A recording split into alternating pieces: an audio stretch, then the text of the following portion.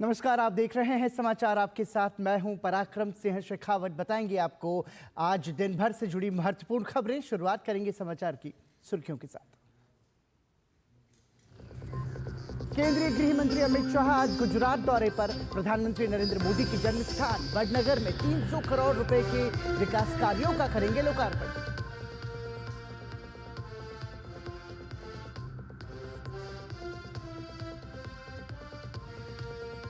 दिल्ली की चुनावी सरगर्मी बढ़ी। भाजपा के अरविंद सिंह लवली, हरीश खुराना और कांग्रेस के संदीप दीक्षित सहित कई दिग्गज आज दाखिल करेंगे नामांकन।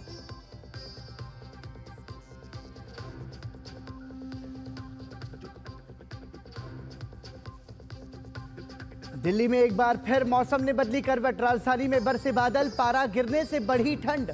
पहाड़ों में भी बर्फबारी और बारिश का अलर्ट।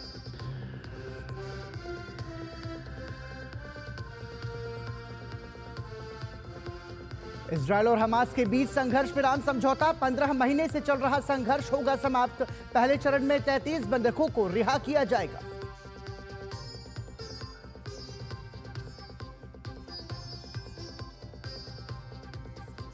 और खो खो विश्व कप में भारत का दबदबा बरकरार। भारतीय पुरुष और महिला टीम क्वार्टर फाइनल में पहुंची। जीत के साथ ग्रुप में शीर्ष पर पहुंची भारतीय टीम।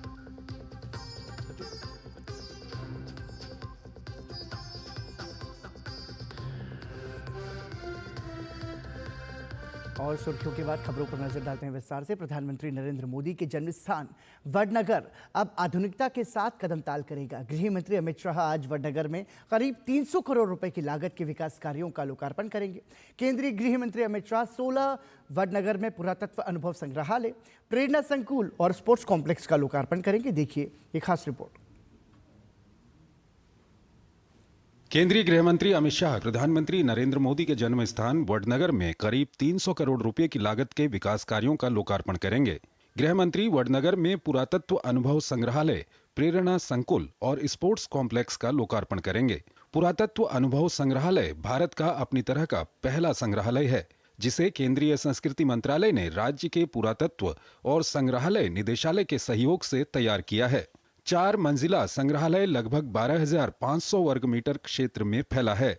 अमित शाह प्रधानमंत्री नरेंद्र मोदी की जीवन यात्रा पर एक फिल्म का भी विमोचन करेंगे। गुजरात के प्राचीनतम जीवंत शहर वडनगर का इतिहास बहुत ही भव्य है। 2500 से अधिक वर्षों से लगातार आबाद रहने वाला ये शहर 7 अलग अलग राजवंशों के अधीन रहा है। वडनगर प्रमुख व्यापारिक मार्ग पर स्थित होने के कारण हिंदू, बौद्ध, जैन और इस्लाम धर्मों के संगम का एक जीवंत केंद्र था।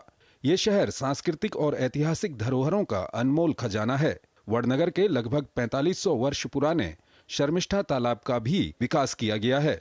पर्यटकों के लिए यहाँ बोटिंग की सुविधा भी विकसित की गई है और ओपन एयर थिएटर का भी निर्माण किया गया है। इसके अलावा राग मल्हार गाकर तानसेन के शरीर की जलन को शीतलता प्रदान करने वाली वडनगर की 2 बहनों ताना और रीरी की स्मृति में प्रतिवर्ष ताना रीरी महोत्सव का आयोजन किया जाता है, जिसकी शुरुआत भी तत्कालीन मुख्यमंत्री नरेंद्र मोदी ने 2003 में की थी।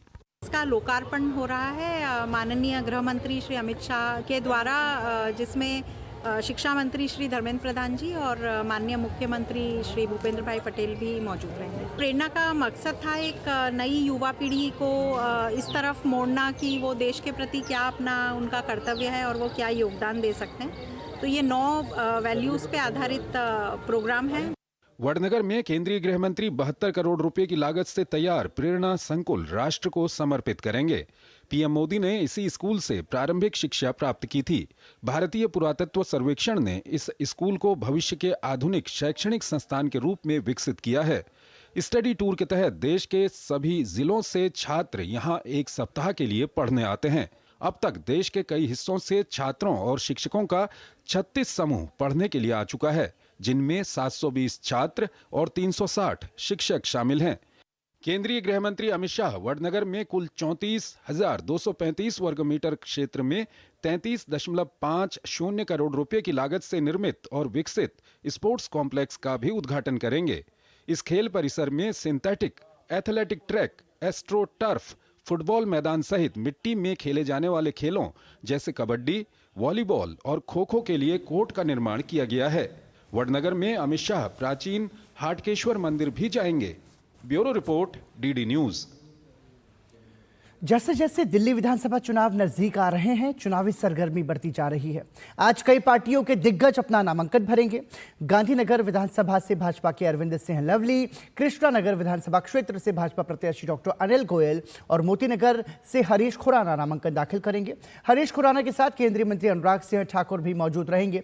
वहीं नई दिल्ली विधानसभा से कांग्रेस के संदीप दीक्षित, चांदनी चौक से मुदित अग्रवाल और सीमापुरी विधानसभा से राजेश लिलोठिया भी आज अपना नामांकन दाखिल करेंगे।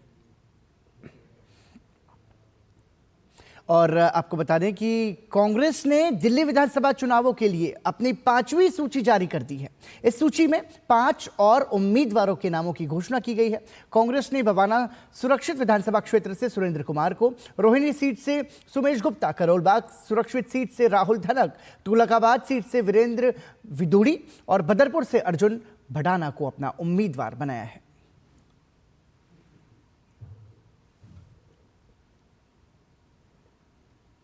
और आइए अब बात करते हैं दिव्य और भव्य महाकुंभ की।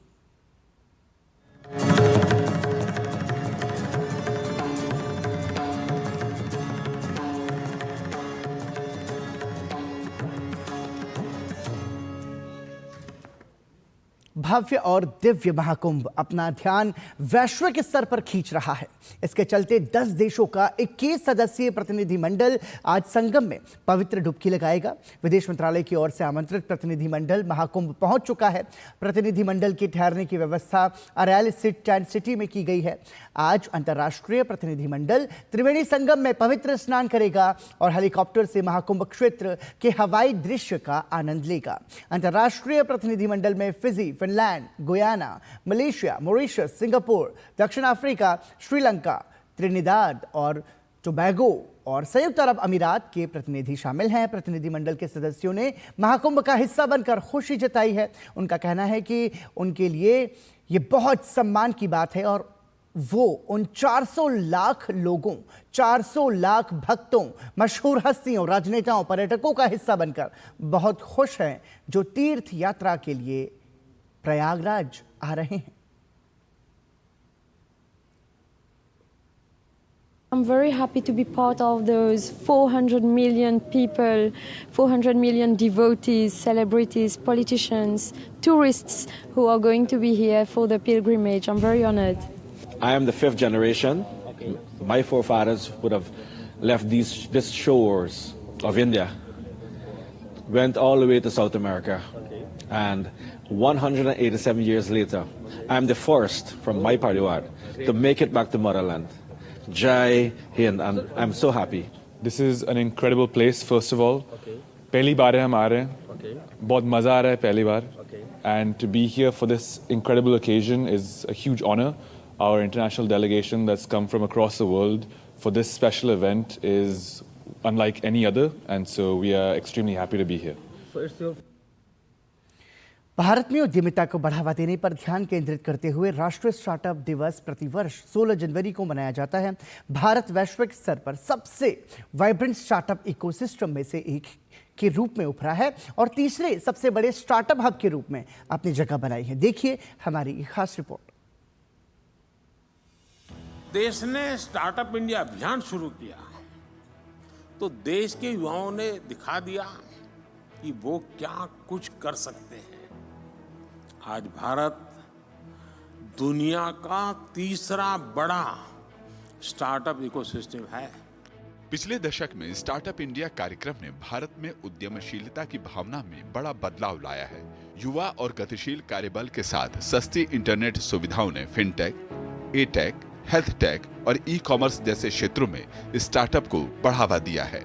For the economy, if you say, the startups are the game changers. They have created millions of jobs, attracted significant foreign investment, boosted health sectors, fintech, edtech, agritech. They have fostered the financial inclusion and digital adoption, empowering most and the remotest corners of the country. The startups have done a fantastic job, and India being one of the hubs which are looking into this kind of startups, the government has given us a lot of initiatives to bring the startups to that level. Bharat ने कई उपलब्धियां हासिल की हैं। Startup India programme को पूरे 9 साल हुए। स्टार्टअप की संख्या 2016 में 400 स्टार्टअप से बढ़कर 2024 में 1,50,000 से ज्यादा हो चुकी है। भारत में 100 से ज्यादा यूनिकॉर्न हैं। 48% स्टार्टअप्स में कम से कम एक महिला जरूर है। 62 नियामक सुधार हुए हैं। आज भारत के पास दुनिया का तीसरा सबसे बड़ा स्टार्टअप इकोसिस्टम है। Indian startup ecosystem has been growing exponentially over the last decade. Even in the frontier technology space, like space tech, our startups have been pushing boundaries and creating new benchmarks. Thanks to the space reforms that have been introduced over the last 5 years, our Indian startup ecosystem has been able to explore new means to access space and get utility out of space. Atal innovation mission जैसी पहल न केवल स्थानीय समस्याओं का समाधान कर रही है, बल्कि वे वैश्विक स्तर पर अपनी पहचान बना रही हैं। भारत का उद्यमशील परिदृश्य तेज गति से बदल रहा है। देश स्टार्टअप इकोसिस्टम में एक वैश्विक लीडर के रूप में अपनी पहचान मजबूत करने में कामयाब रहा है इन कुछ सालों में। कैमरा पर्सन विनय के साथ मैं तापस भट्टाचार्य, दूरदर्शन समाचार, दिल्ली। संभल के 1978 के दंगों में समुदाय विशेष के लोगों ने हिंदुओं को खदेड़ दिया था। स्थिति यहां तक आ गई थी कि लोग अपना घर-बार और जमीन जायदाद छोड़कर वहां से पलायन कर गए थे। उनके जाने के बाद समुदाय विशेष के लोगों ने इन संपत्तियों पर कब्जा जमा लिया था। अब जिला प्रशासन ने पैमाइश कराकर न केवल हिंदुओं की जमीन को खाली कराया है, बल्कि उन्हें वापस बुलाकर उन्हें कब्जा भी दिलाया है। संभल में हिंदू परिवारों को दंगे के 47 साल बाद मिला इंसाफ। प्रशासन ने 10,000 स्क्वायर फीट जमीन पर दिलाया मालिकाना हक। पीड़ित परिवारों ने शिकायती पत्र देकर जमीन पर मालिकाना हक पाने की लगाई थी गुहार। तुलसीराम की 1978 में सांप्रदायिक दंगों में कर दी गई थी हत्या। परिवार अपनी 2.25 बीघा जमीन छोड़कर इलाके से कर गया था पलायन। उत्तर प्रदेश के संभल में 1978 के दंगों के बाद पलायन करके निकले हिंदू परिवारों को 47 साल बाद इंसाफ मिला है। एसडीएम ने उनकी 10,000 स्क्वायर फीट जमीन पर मालिकाना हक दिलाया है। दंगों के बाद से ही इस जमीन पर मुस्लिम परिवारों का कब्जा था। संभल सदर कोतवाली इलाके के मोहल्ला जगत के रहने वाले तुलसीराम की 1978 के सांप्रदायिक दंगों में हत्या कर दी गई थी, लेकिन हत्या के बाद मृतक तुलसीराम के परिवार के साथ ही 2 अन्य परिवार अपनी 2.25 बीघा जमीन छोड़कर इस इलाके से पलायन कर गए थे। दंगे के बाद से न कभी मृतक तुलसीराम का परिवार वापस लौटा और न ही पलायन करने वाले परिवार वापस आए। इसके बाद मुस्लिम समाज के लोगों ने मृतक तुलसीराम और अन्य परिवारों की जमीनों पर कब्जा कर लिया। जब सीएम योगी ने विधानसभा में संभल दंगों का जिक्र किया तो पीड़ित परिवारों ने प्रशासन को शिकायती पत्र देकर जमीन से मुस्लिम समाज के लोगों का कब्जा हटवाने की गुहार लगाई। प्रशासन एक्टिव हुआ तो 47 साल बाद परिवार को 10,000 स्क्वायर फीट जमीन पर कब्जा दिलाया गया। 1978 में जी दंगा हुआ था तो हमारे दादाजी के एक भैया थे, वो उसमें खत्म हो गए। 2020 में भी मैंने पोर्टल पर डाला था, थाना का स्टोरी में वहाँ से लिखवा के हत्या दिखाई भी दिया था। मुझे 1-2 बार यहाँ धमकी भी दी गई थी। अब हमारी जमीन है। 1978 में झगड़ा हुआ था तो में चले गए थे यहाँ से, बहुत लड़ाई झगड़े हो रहे थे। कैसे शिकायत कही थी हाँ। तो उन्होंने बुलाया है, बताया कि तुम्हारे यहाँ पे नपाई हो रही है, मुसलमानों का था। गौरतलब है कि पूरा मामला संभल कोतवाली क्षेत्र के मोहल्ला जगत का है, जहां पर भारी पुलिस बल के साथ एएसपी, एसडीएम और राजस्व विभाग की टीम पहुंची। मौके पर 15,000 वर्ग स्क्वायर फीट जमीन थी, जिनमें से 10,000 स्क्वायर फीट जमीन की पैमाइश कर इसे कब्जा मुक्त कराया गया। इसके संबंध में जो राम भरोसे के परिवार है, उनके लोगों ने एक शिकायती प्रार्थना पत्र दिया था कि यहाँ उनकी भूमि है और उस पर ये जो विद्यालय है इसकी समिति ने अवैध रूप से कब्जा कर रखा है। तो उसी क्रम में हम लोग आए थे रेवेन्यू टीम लेकर और इसकी पैमाइश की गई तो पाया गया कि इससे उनकी भूमि बच रही है, तो इसको बुला के परिवार को बुला के उनको कब्जा करा दिया गया। शिकायतकर्ता ने बताया कि मुस्लिम कब्जेदारों ने जब हमको कई बार धमकाकर भगा दिया, तब हम जिला प्रशासन के पास गए और उन्हें जमीन के कागजात दिखाए, जिसके बाद प्रशासन ने ये कार्रवाई की है। ब्यूरो रिपोर्ट, डीडी न्यूज, संभल। मध्य प्रदेश में शराबबंदी एक बड़ा मुद्दा है। शराबबंदी की मांग के बीच प्रदेश की डॉक्टर मोहन यादव सरकार ने एक बड़ा फैसला लिया है। मुख्यमंत्री डॉक्टर मोहन यादव ने प्रदेश के धार्मिक शहरों में खुली हुई शराब की दुकानों को बंद करने का फैसला लिया है। देखिए रिपोर्ट। मध्य प्रदेश में सरकार शराबबंदी की तैयारी में, धार्मिक क्षेत्र वाले शहरों में होगी शराबबंदी। सीएम मोहन यादव धार्मिक क्षेत्रों में शराबबंदी को लेकर गंभीर। बजट सत्र में शराबबंदी की हो सकती है घोषणा। शराबबंदी का कारण शहरों में धार्मिक वातावरण।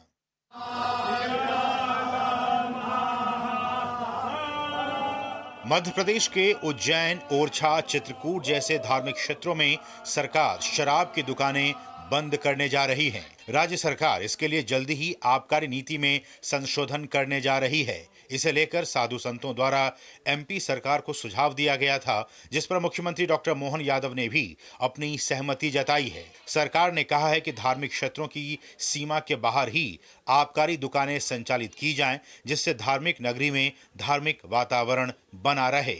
धार्मिक नगरों पर हम अपनी नीति में संशोधन करें और धार्मिक नगरों से शराब की बंदी की तरफ बढ़े। पहले पूर्ववर्ती शिवराज चौहान सरकार ने नर्मदा किनारे वाले क्षेत्रों में शराब की दुकानें बंद करने का ऐलान किया था। पूर्व मुख्यमंत्री शिवराज सिंह चौहान के कार्यकाल में 17 धार्मिक महत्व के शहरों को पवित्र शहर घोषित किया गया था और इनमें कई प्रतिबंध भी लागू किए गए थे। अब मोहन सरकार के पक्ष से ये उम्मीद जताई जा रही है कि ये शराबबंदी का कदम उन पवित्र शहरों में भी लागू किया जा सकता है जिनमें उज्जैन, ओंकारेश्वर और चित्रकूट जैसे पवित्र स्थल शामिल हैं।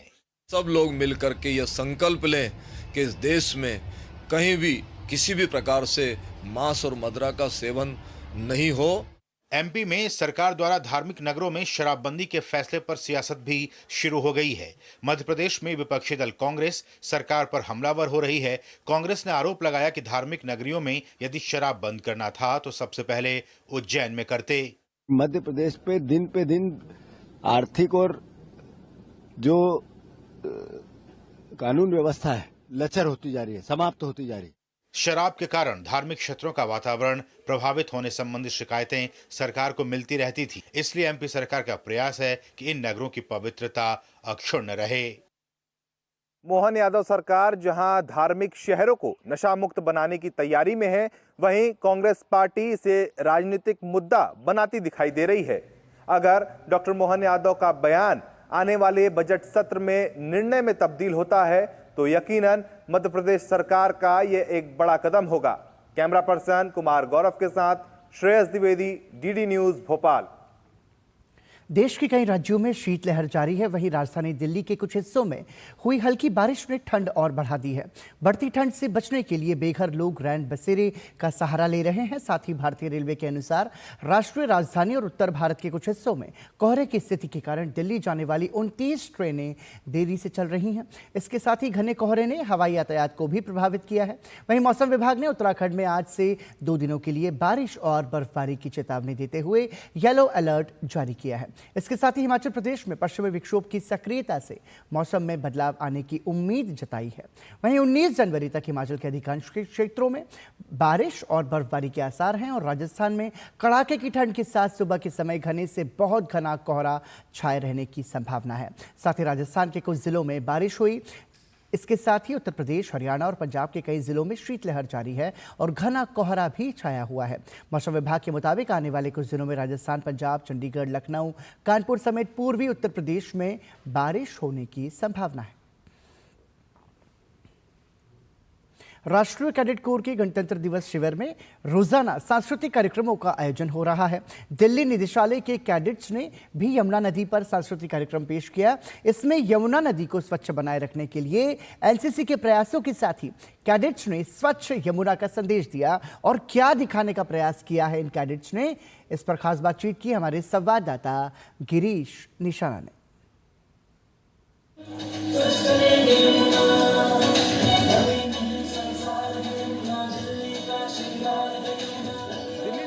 के कैडेटों ने अपने सांस्कृतिक कार्यक्रम के माध्यम से यमुना पर एक अच्छा संदेश दिया। हमारे कार्यक्रम में हमने इंद्रप्रस्था से दिल्ली तक की पूरी जर्नी दिखाई है और उसमें यमुना ने क्या क्या चीज़ें फेस की हैं वो सारा हमने दिखाया है।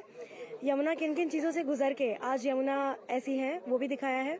जितने भी यमुना के साथ गलत हुआ है, उसके अंदर कचरा डाला है, कूड़ा डाला है, उसके बारे में हमारी दिल्ली के बैले में दिखाया गया है। हमारा जो बैले था वो दिल्ली की इंद्रप्रस्थ टू दिल्ली पे बेस था, तो हमने यमुना की ज़ुबानी पूरा दिल्ली दिखाया है। हमने दिखाया कि यमुना किस तरह से प्रदूषित हो चुकी है और आज उसमें क्या क्या एफर्ट्स लगाए जा रहे हैं to make it clean. NCC cadets कैसे हमने शुरू किया यमुना को साफ करना और हम कैसे हेल्प करते हैं यमुना को क्लीन करने में, यही दिखाया है। शहर की नदी है, प्लस उससे हमारे थोड़ा रिलीजन भी जुड़ा हुआ है। जैसे कि हमारे इसमें ये भी था कि भगवान कृष्ण भी चाहते हैं कि यमुना पहले से जैसे प्रदूषित है वो ठीक हो जाए, ताकि वहाँ पे फिर से वो गोपियों के साथ लीला रचाएं और वो फिर से उनका यहाँ पे आगमन हो। कृष्ण जी ने पहले अपने टाइम पे कालिया नाग को भगाकर यमुना साफ करी थी, वैसे ही हम एनसीसी के कैडेट, अमृतकाल के एनसीसी के कैडेट्स यमुना को साफ करने में अपना योगदान देंगे। तो कहीं ना कहीं बहुत अच्छा संदेश देने का प्रयास इन कैडेटों ने किया है कि किस तरह से अमृतकाल के जो कैडेट हैं वो यमुना को पूरी तरह से साफ करके रहेंगे। कैमरामैन सौरभ बकरी के साथ गिरीश निशाना, डीडी न्यूज, दिल्ली। और यहाँ रुक रहे हैं एक छोटे से ब्रेक के लिए, देखते रहिए डीडी न्यूज।